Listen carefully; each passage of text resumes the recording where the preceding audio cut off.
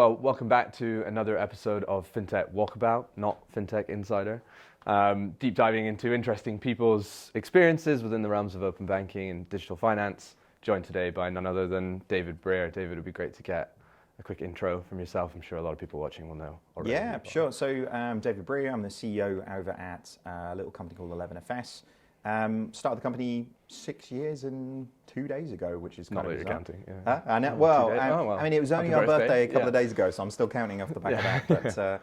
But we started on the journey to help organizations transition from the digitized landscape, that analog world that they previously dominated, to a digital one. And it's been a lot of fun, over the last 6 years and 3 days. Then I think we've built 12 banks around the globe now, in Singapore and Hong Kong and the US, Dubai, Saudi, all over the world. So Brilliant. It's been a lot of fun in the way that we've gone about it as well. Definitely. Well, let's start quite high level.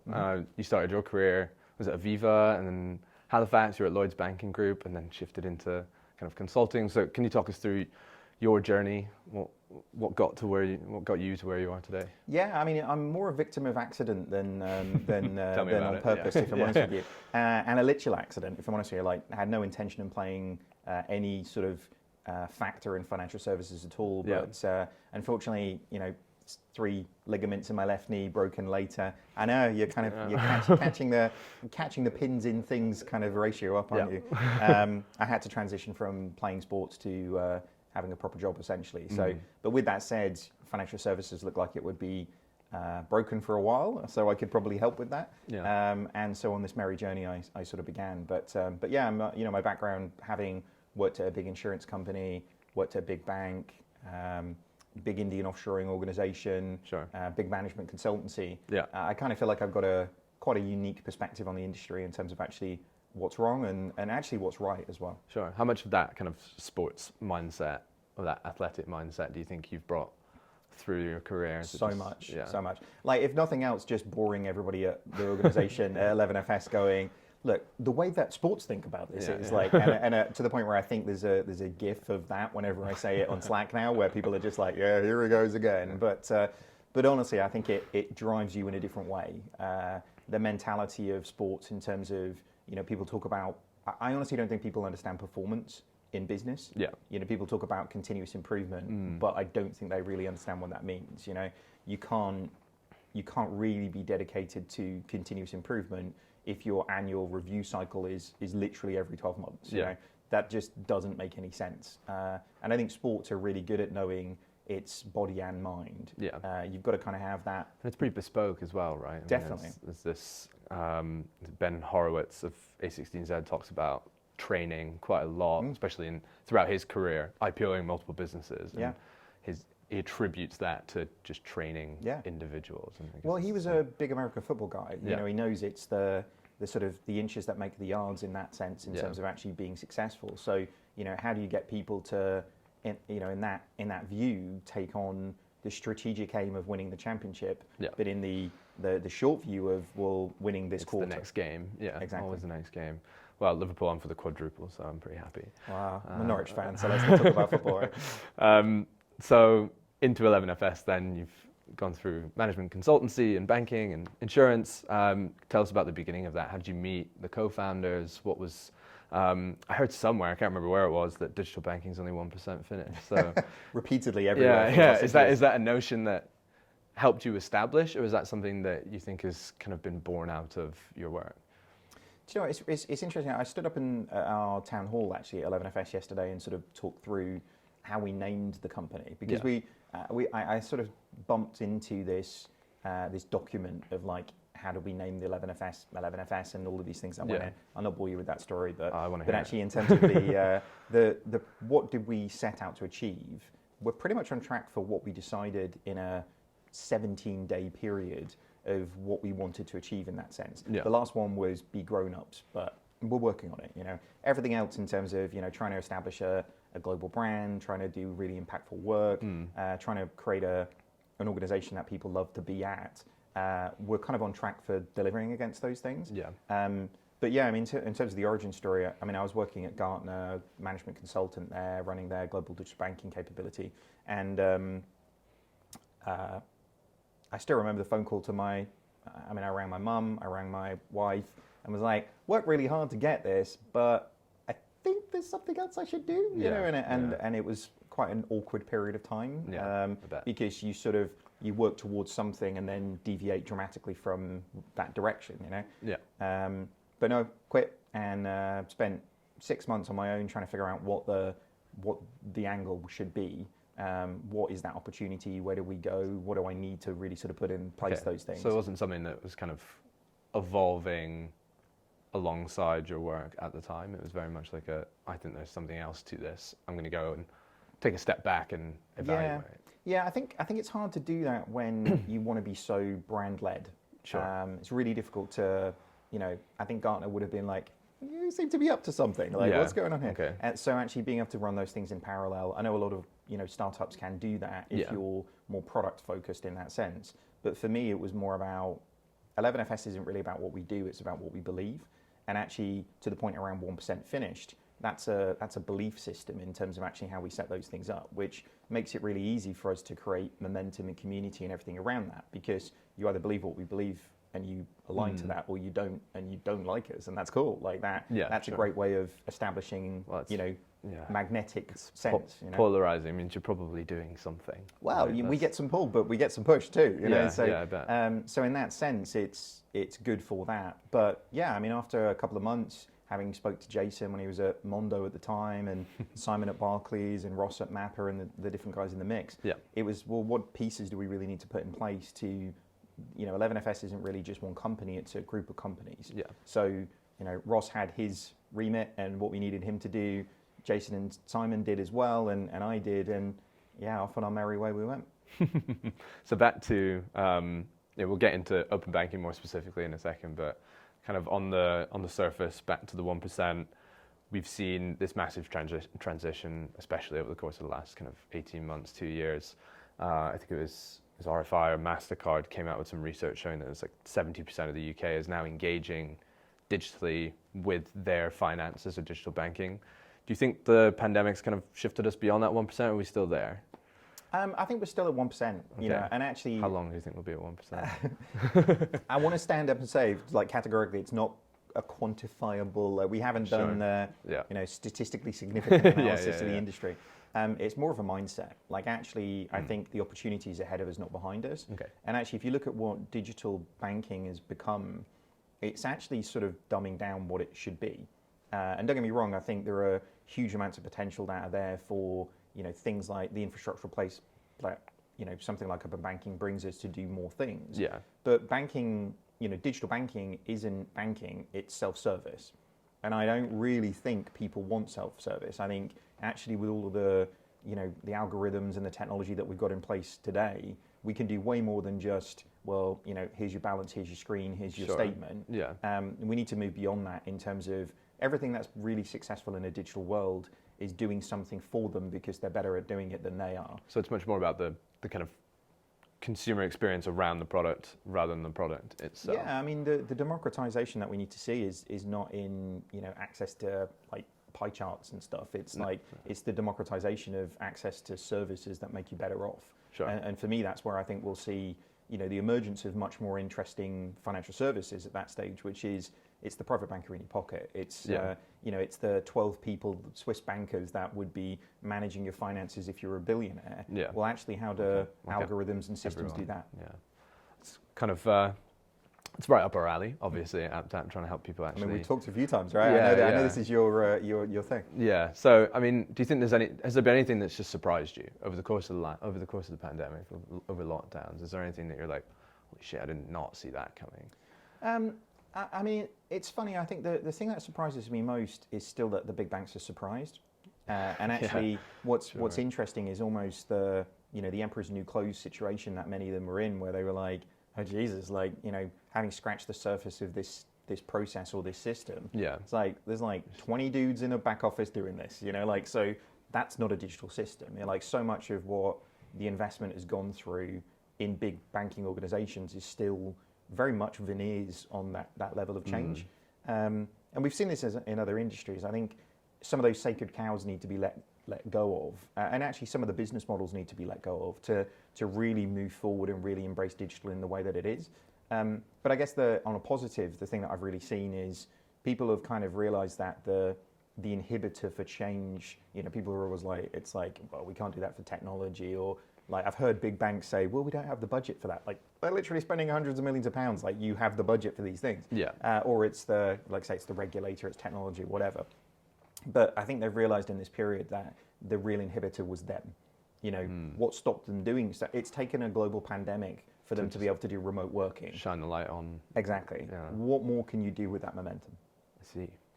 I think that's probably true for most businesses, right? Not just digital global banks themselves. I think even for us as a small company, it was like we can still grow a business when everything's hit the fan. Yeah. And to work our way through that and to have the kind of regulatory mandates that were coming in almost at the same time. We're still waiting on things like VRP, but for us it was okay. What is it? Again, I think it was centered around like what's the actual core value we're delivering here, not is it fun to like come together and build cool shit and get out and about and talk to people. Instead, it was at the end of the day, what is a consumer, whether that's an individual or an SME or whatever, what are they getting out of this? Yeah. I guess maybe just standing back from not just the pandemic, but like over the last 6 years, I'd say like the thing that's most surprising to me in that is the importance in regulation. Yeah. Because actually, why are we even sitting here now? Like, why has fintech been so successful? It's not because it's like cool and hip and there's loads of money in it. It's because regulation has created an environment where not only can startup organizations come into an industry that's been protected for 300 years, but that's forcing the big organizations to finally actually do something. And that ecosystem, and not just a startup ecosystem, but much broader than that into big corporates, the Bank of England, the FCA, the PRA, all of that. Using open banking tools to... Exactly, and all of that has created the opportunity for all of our organizations to exist and prosper. So specifically for 11FS, kind of how has this progression been reflected in what you're working in? Yeah, I mean, definitely. The opportunities that have been created for us, very much have been created through regulatory opportunity, or even back to the competition mandate that was created post-pandemic, post financial crisis. So used to just blaming everything on coronavirus. It was Brexit for like a couple of years. Now it's coronavirus. What's next? But actually with that momentum actually bred real opportunity. I mean, the things that happen here in the UK, with open banking, with new licenses, we've built, banks in Hong Kong like Mox with Standard Chartered, and that was because of virtual banking licenses being created. The changing regulations with SAMA and Saudi is why we were able to build a bank out there. And increasingly, we're doing more and more work with the regulators to help them stay ahead of the game or set the agenda globally as well.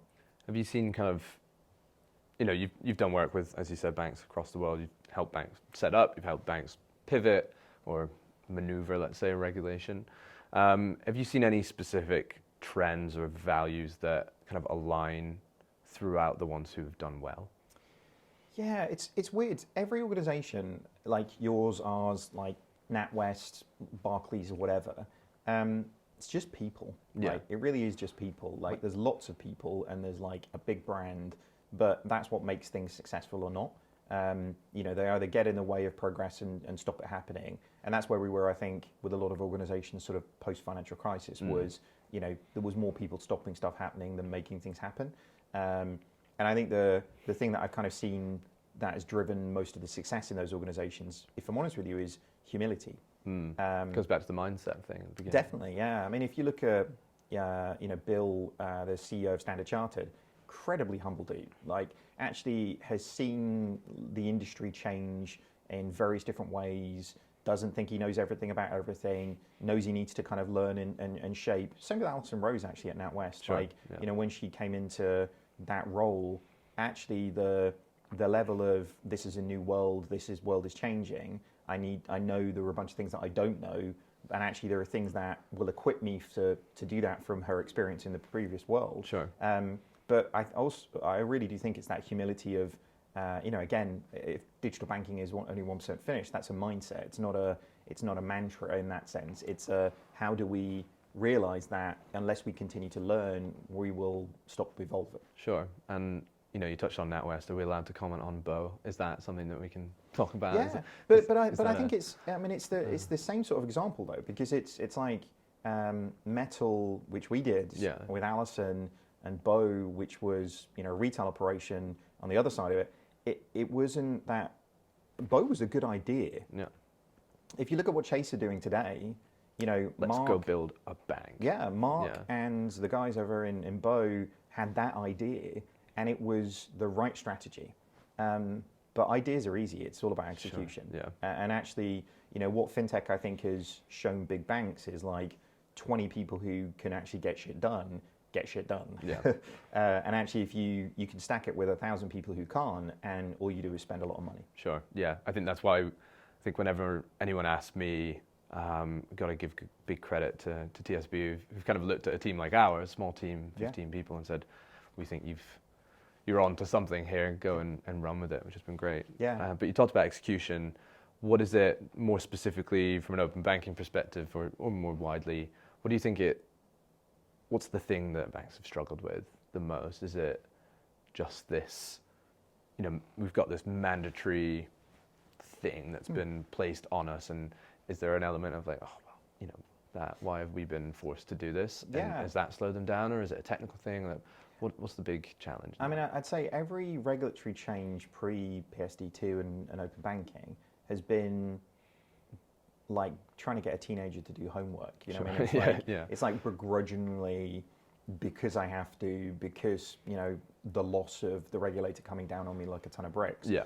And actually, many organisations kind of went into that sense with that exact same mentality. Yeah. So it was a risk and legal thing. It wasn't a where's the opportunity. It was it was all stick. Like there was no carrot in that sense.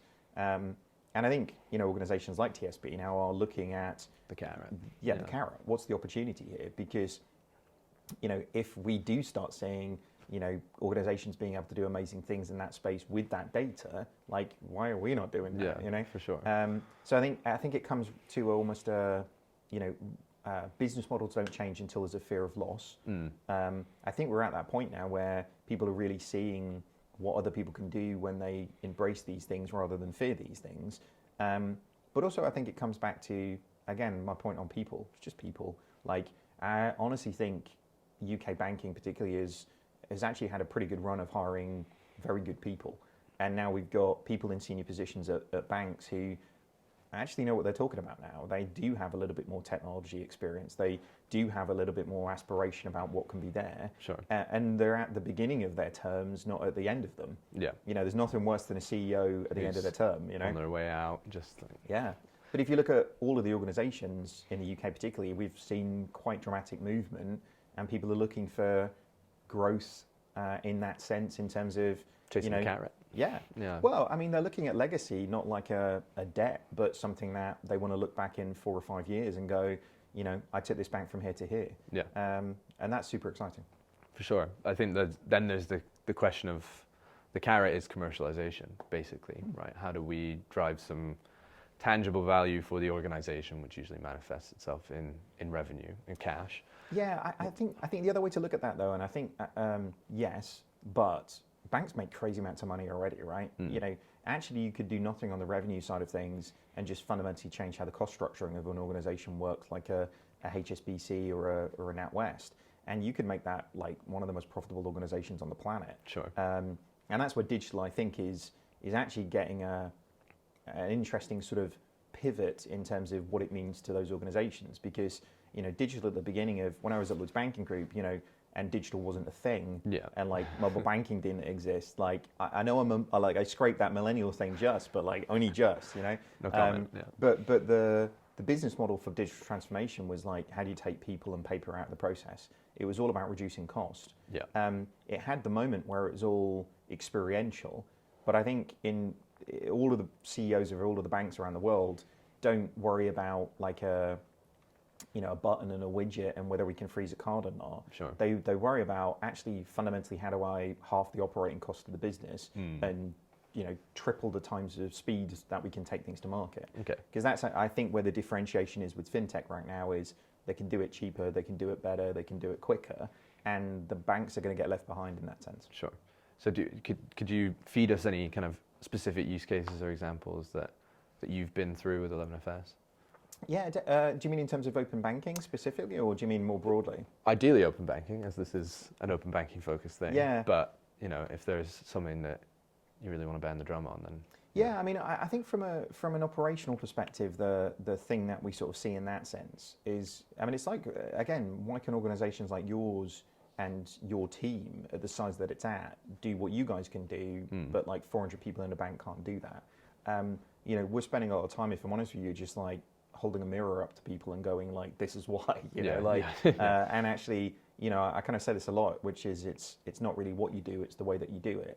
And actually so much focus in the way in which the bigger banks operate is it's a big transformation and it's a budget for a year and it's like they're trying to de-risk and increase certainty in an outcome that they don't really have control over, because the market is now complex and chaotic. There are people doing ever expanding things, people in the market delivering capability technology. The thing that they have to optimize for is speed of change. Sure. And that's where I think we've sort of seen the shift really is like, people are not kind of now ringing up and going, we need to do something with open banking, or we need to do something with AI, or like, what's blockchain? Yeah. It's kind of like, actually what we need to be doing is figuring out how we really embody digital as an operating model, and then it manifests itself in really good propositions using all of those things that benefit the customer. Fair enough. So what's, if you're walking in the front door of a financial institution, or sitting down with the CEO and helping them kind of map out their open banking strategy, what do you think the biggest challenge for you has been? Or either you individually having that conversation or you as a business, what's the kind of big pushback? Is it that mindset piece, or is it? Yeah, I mean, people look at it all the new things, they look at it the same frame of mind that they've looked at the past. Yeah. So it's like, okay, within my how I make money, within my how many credit cards do we distribute, within my how many savings accounts do I open, how does this help me do that?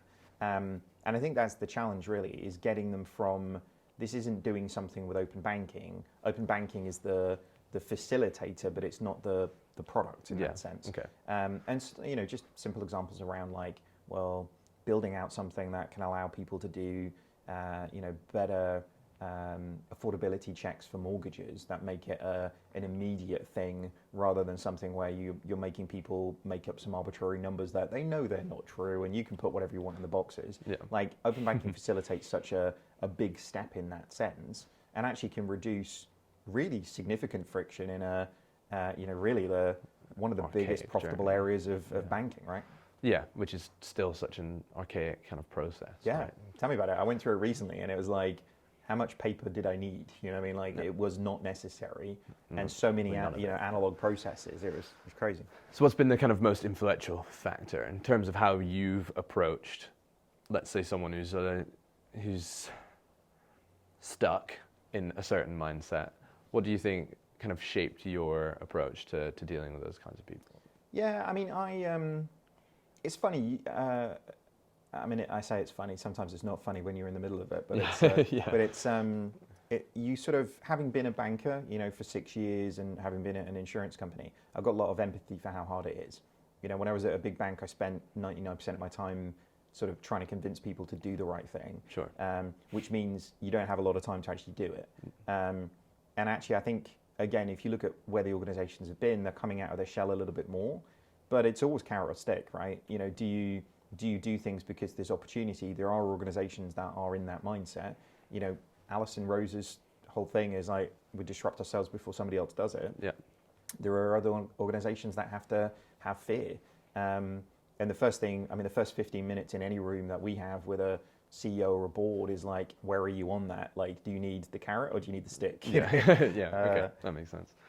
So what is it that then, as we get towards our end here, what gets you so excited about the space? What would you say are the big, couple of things that you're just like, this thing is the next big thing. This is how, a financial institution uses open banking to revolutionize this experience or deliver value. What are those kind of couple of things? Yeah, I think it comes back to it comes back to like, why did all this happen in the first place? Really, if I'm honest. And actually, I think the UK scene's going through an interesting sort of like tough teenage growth spurt at this point. You know, and actually all the changes that we're seeing around the regulatory bodies that govern what's happening with open banking, what the roadmap is, et cetera, et cetera, et cetera.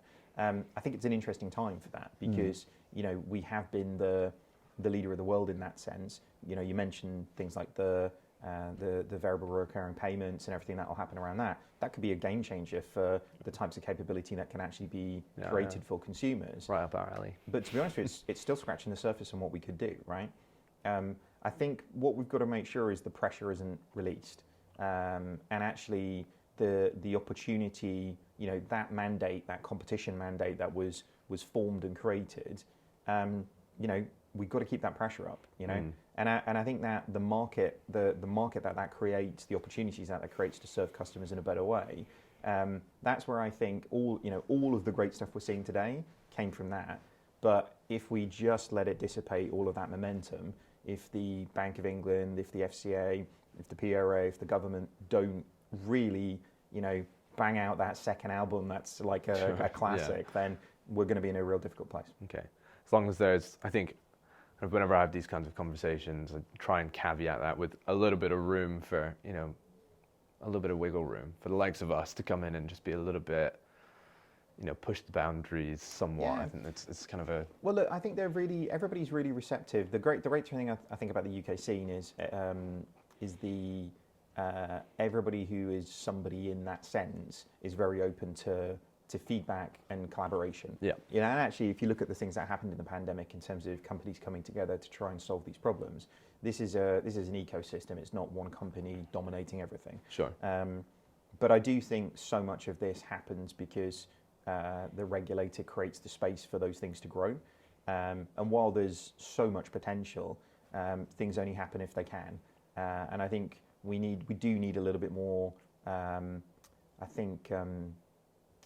strategic guidance, shall we say, in that sense, to really allow the flourishing of the already good work that's been done. Sure. But it would be really easy for us to lose that momentum as well. Like other GOs that we operate in, you know, the Singapores, the Saudis, I mean, they are doing some really interesting things and building, you know, literal infrastructure that actually has the potential to really establish a really interesting ecosystem. I mean, you look at South America, and then there's Africa, right? Yeah. You look at these huge continents of, can we jump a few steps and launch straight from digital first and off we go? Definitely.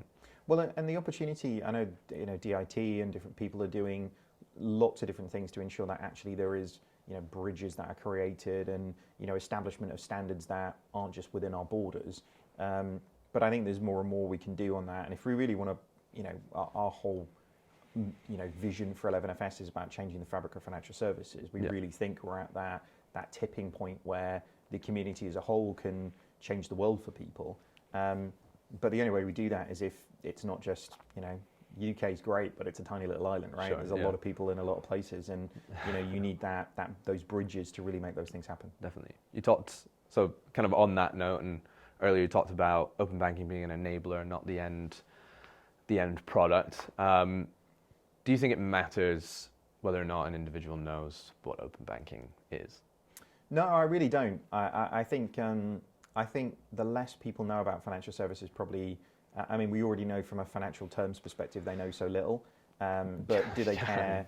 It's like you know, they don't understand how a combustion engine works either. But like, you're driving, you know, exactly. You know. So I kind of feel like we need to be in a situation where the thing it does is more important than the way it does it. In that sense, when it's the end consumer. I think for the organisations though, I mean, how few, and you must bump into this all the time. And actually, do you know, again, going back to Alison Rose, it was one of the things that when I met her was literally the first time I met her, was the most impressive thing. Was like I asked her executive team to put their hand up who'd actually read PSD2 end to end. She was the only person who put her hand up. And actually, I think there are people who look for opportunities. There are people who, you know, try and stick their head in the sand, and that again comes back to people. You know, that will be the differentiator in terms of who's successful or not. It's who has the best people. Yeah. Last one, basically. would you label open banking success or failure if you had to choose right now? I would say it was succeeding. I don't think it is It's a bit succeeded. of a cop out, but yeah. No, I would say it is a success, but I don't think it will be in the success in the eyes of, well, how many people are using open banking, blah, blah, blah. Yeah. It is definitely fundamentally changed the UK ecosystem and the global ecosystem in terms of actually what it does. Sure. And actually people's mindsets in terms of what the art of the possible actually is. Yeah. It's that pressure in the industry to be better. And I don't think, because of that, I don't think it's done. You know, Just getting started, surely. Well, 1% finish. I mean, I think with open banking, it's not even that much. You No. know, like actually, I think in terms of where the potential for it could be, and therefore the impact that it could have on end consumers and those organisations, you know, we're scratching the surface of the surface of the surface at that stage. Yeah. So yeah, I'd say it has been a success, but there is a hell of a long journey to go. Yeah, for sure. I'd agree. I think everyone we've had on so far has basically said the same thing. But it's great to see that people are behind it and driving it, as opposed to, well, I think it's a failure because not enough people have used it and blah, blah, blah. But it's interesting though, because if you look at like making tax digital or something like that, it's like, yeah, you need to make customers aware of that, or, you know, normal people walking around the street aware of those things. Open banking isn't like that. Do you know what I mean? And it never will be. It is always going to be what it does, not how it does it. Yeah. And I think it's almost the the media industry, the journalists' sort of folly trying to unpick some of the good work that has happened, because they're sort of picking holes in an argument that actually, for anybody who knows what they're talking about, doesn't really make any sense. Yeah. So I think we're on the road to success, but it's a long ass road. So on the road to success, what comes next for 11FS? For us, we've been super lucky. I mean, we started not far from here. Yeah. But most of the work that we've been doing has been far-flung places. You know, for us, really, first 6 years have been about exactly as I sort of said. There's no way I could have done 11FS in parallel with anything else, because it's about building the brand. And actually, from our perspective, we're pretty well known now. We've built things in most geos. But we're going to have to put offices down in Dubai and Singapore and probably Canada to really capitalise on that opportunity. Cool. And try and keep having a lot of fun while we're doing it. Brilliant. Well, David, it's been a real pleasure. Thank you so much. No worries. Is there anything you want to plug? Where can people find you? That sort of thing. Before we... Nah, we're good. Just search 11FS on me. Like, we're everywhere at this stage. Yeah. You'll find us somewhere. Yeah. So this has been FinTech Walkabout. David, thank you again. Not FinTech Insider. Come and join us again next time. Thank you. Awesome. Brilliant. Yeah, thank you so much for coming on. I really appreciate it.